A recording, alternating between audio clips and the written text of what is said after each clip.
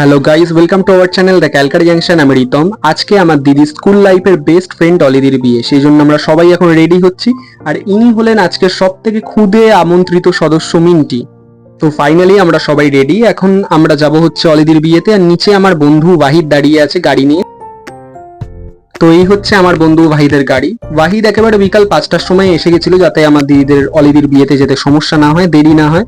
এখন আমরা বেরিয়ে পড়লাম। তো আমরা যাচ্ছি হচ্ছে দ্য স্ট্যাডেল, যেটা সল্টলেক স্টেডিয়ামের 3 নম্বর গেট দিয়ে ভেতরে ঢুকেই দ্য স্ট্যাডেল যে রেস্টুরেন্টটা আছে। আর ইনি হলেন আমাদের গাড়ির চালক, আমার বন্ধু ওয়াহিদ। আর দেখতে দেখতেই আমরা পৌঁছে গেলাম দ্য স্ট্যাডেলে। চারদিকটা বেশ অন্যরকম সুন্দর করে সাজানো ছিল। এন্ট্রি করেই দেখতে পেয়ে গেলাম সুন্দর করে অলিদি আর জামাইবাবুর ছবি। আর চারিদিকটা বেশ সুন্দর করে সাজানো, একদম চারিদিকটা খোলামেলা পরিবেশ। আর খাওয়ার জায়গাটা একদম খোলা আকাশের নিচে, চারিদিকটা পুরো মনে হচ্ছে একটা হিন্দি সিনেমাতে কোনো বিয়ের দৃশ্য শুট হয় যেরকম একটা ব্যাকগ্রাউন্ডে, সেরকম। তো দেখতে দেখতে এসে গেল হচ্ছে আমাদের জামাইবাবু। এখন বরণ করা হবে জামাইবাবুকে, তারপর আমরা এখন চলে যাচ্ছি অলিদির সাথে দেখা করতে।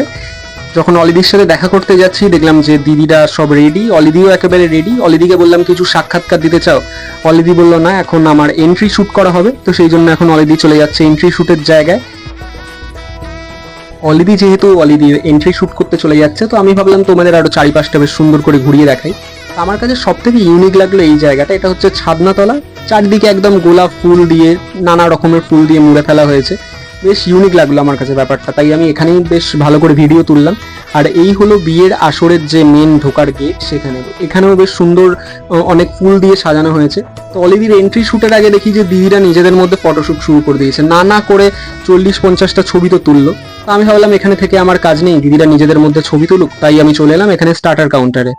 তো এখানে ভেজ ননভেজ নানা ধরনের স্টার্টার হয়েছিল। শুধু এখানেই নয়, মেন যে খাবার জায়গাটা আছে সেখানে আলাদা স্টার্টারের কাউন্টার তো হয়েইছে, কিন্তু যারা বিয়ের আসরে ছিল তাদের জন্য এনারা এসে এসে স্টার্টার সার্ভ করছিলেন। তো আমি স্টার্টার খেয়ে চলে এলাম মকটেল কাউন্টারে, নিয়ে নিলাম 1 কাপ কফি।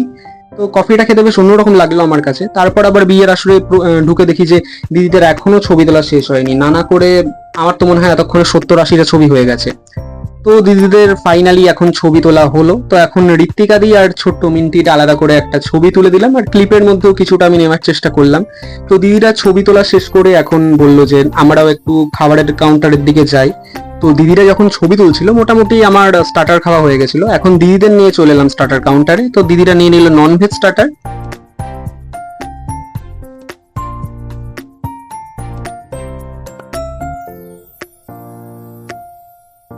তো এখানে ফুচকা কাউন্টারের পাশাপাশি দই বড়া কাউন্টারও হয়েছিল।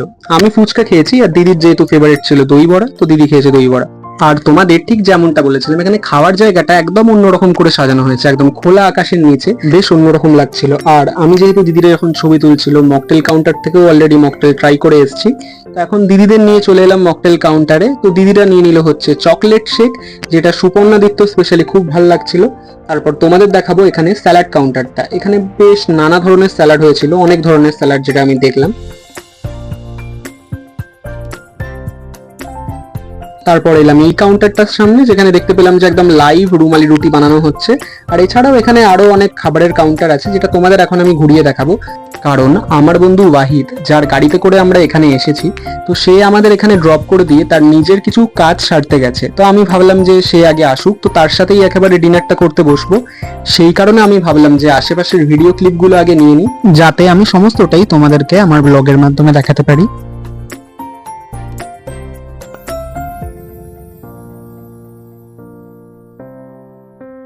যেহেতু আমার বন্ধু ওয়াহিদের আসতে প্রায় অনেকটাই দেরি হচ্ছিল, সেই কারণে আমি চলে এলাম এই পাপড়ি চাট কাউন্টারে, নিয়ে নিলাম একটা পাপড়ি চাট।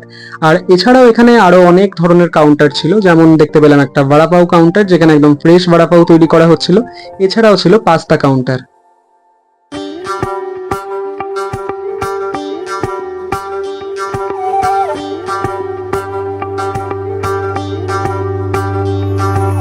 যোগিতম হৃদয়ং তব তদাস্তু হৃদয়ং মম। এক জীবনের রোদ্দুরে তুমি হয়ে থেকো সম। ভালোবাসা ছিল এতদিন একা একা, প্রজাপতি এসে বসেছিল তার কাঁধে। ঠিক তারপরে তোমার আমার দেখা, এখনো মানুষ এভাবেই ঘর বাঁধে। একই ঘরে আছে সকল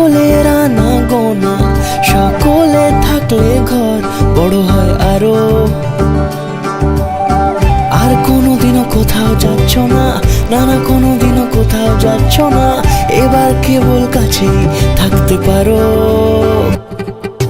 যদি তাম হৃদয়ং তব তেজস্তু হৃদয়ং মম, এক জীবনের রোদ্দুরে তুমি হয়ে থেকো চাই সম।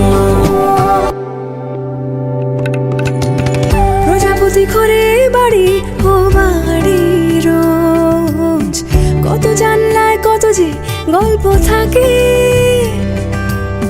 কেউ পেয়ে যায় শুরুতেই তার খোঁজ, কেউ দেখা পায় অনেক অনেক দূরের বাঁকে।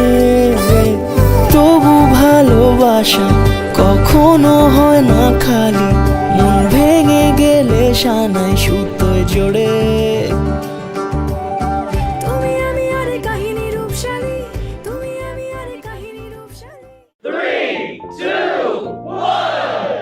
ফাইনালি আমার বন্ধু ওয়াহিদ তার কাজ ছেড়ে চলে এসেছে। তখন আমি ওয়াহিদকে বললাম যে এত তাড়াতাড়ি এলি? তখন ওয়াহিদ বললো আমি কি তাহলে চলে যাবো? বললাম না, আর কোথাও যেতে হবে না, চ এবার খেতে যাই, অনেকটাই খিদে পেয়েছে। তারপর ভেতরে ঢুকতেই দেখা হয়ে গেল ছোট্ট মিন্টির সাথে। মিন্টিকে দেখেই ওয়াহিদ বললো যে নে মিন্টিকে আমি কোলে নিচ্ছি, তুই আমার কতগুলো ছবি তুলে নে। আসলে মিন্টি যেখানে যায় সেখানে সবাইকে মিন্টি মাতিয়ে রাখে। তারপর ফাইনালি এবার আমরা খেতে বসে পড়লাম। তো আমি যেহেতু স্টার্টার আগেই খেয়েছি, তো ওয়াহিদ তো খাইনি, তাই ওয়াহিদ আগে স্টার্টার খেয়ে নিল। তারপর লাইভ জিলিপি কাউন্টার থেকে আমরা নিয়ে এলাম জিলিপি। তো ওয়াহিদ বললো এটা আগে খেয়ে নিই, তারপর আমরা খেতে বসবো। ফাইনালি এবার আমরা খেতে বসে পড়লাম। তো বেশ এখানে অনেক রকম আইটেম হয়েছিল, ভেজেরও অনেক রকম ভ্যারাইটিস ছিল, নন ভেজেরও ছিল। তো আমরা সব রকমই মোটামুটি মিলিয়ে মিশিয়ে ট্রাই করেছি, ভেজ নন ভেজ।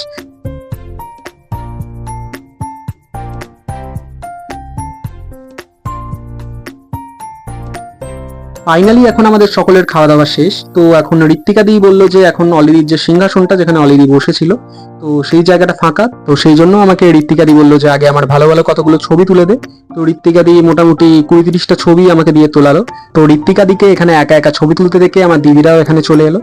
তো এই যে সিংহাসনটা এখন ফাঁকা ছিল, এখন হয়ে গেল পুরো বনগা লোকাল। তো এখন ফাইনালি আমরা আমাদের ঘরের উদ্দেশ্যে রওনা দেবো, অনেকটাই দেরি হয়ে গেছে। তো পান কাউন্টার থেকে নিয়ে নিলাম পান, তারপর আমার বন্ধু ওয়াহিদের গাড়িতে উঠে পড়লাম। এখন সুপর্ণা দিকে আমরা কেষ্টপুরে ছাড়বো, তারপর আমরা যাবো আমাদের বাড়ি। দেখুন এই ফেসবুকে ভিডিওটা লাইভ হচ্ছে, ঠিক আছে? আমরা যদি মারা যাই এর গাড়িতে খোঁজা হবে।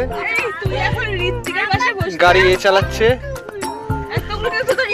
আর তোমরা সবাই তোমাদের লাইফ ইন্স্যুরেন্সের কাগজগুলো খুঁজে রাখো। এই ফেসগুলোকে ভালো করে, এই যা স্পিডটা টানলাম আমার মনে হলো একটু লাইফ ইন্স্যুরেন্সের কাগজটা মাকে দিয়ে দিতে হবে। আর মিন্টে তো ঋত্বিকার সঙ্গে বসলি না? না ঋত্বিকার সঙ্গে তো রাগ হয়েছে। না তুই বসলি না কেন?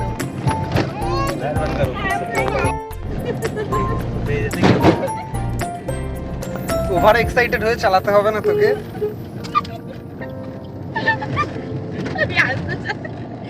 না না ফাঁকা রাস্তা সরলেকের কোনো ব্যাপার না।